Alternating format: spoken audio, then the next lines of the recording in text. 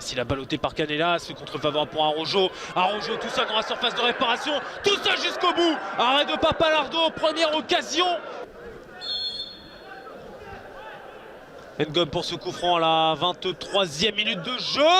Mandanda qui boxe cette tête tant bien que mal de Seydi.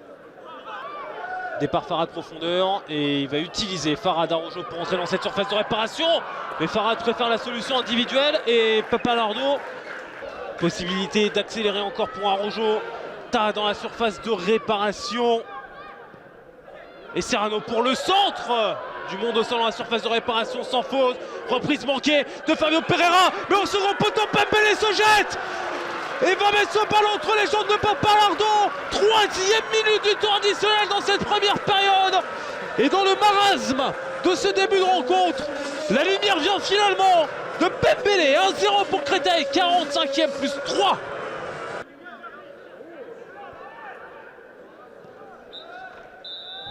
Et Créteil qui se retrouve un petit peu miraculeusement après 5 minutes de temps additionnel dans cette première période à mener un but à 0. But de Pembele à la 3e minute du temps additionnel. Couverture pour Farhad. Fofana. Ballon intéressant pour Serrano qui peut centrer à son tour. Ballon repoussé sur Araujo pour la reprise.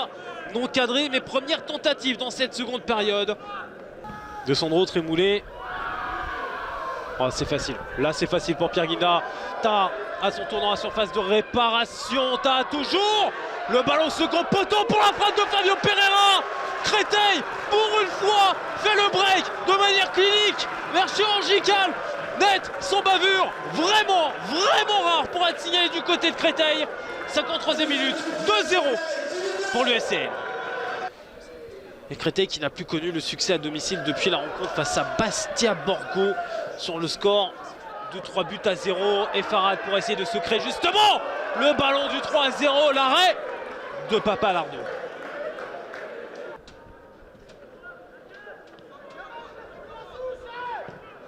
Ouais, nouveau centre cette fois-ci. Germouli voit ce ballon rester dans l'air de jeu. Penalty pour 7 avec l'intervention de Pierre Guinda complètement manquée. En tout cas, 3 minutes à jouer encore dans cette partie. Un tout petit peu moins maintenant, puisque la 87e minute est passée, la 88e on y est. Et penalty transformé par le FC7 et par Ngom qui a finalement frappé ce penalty.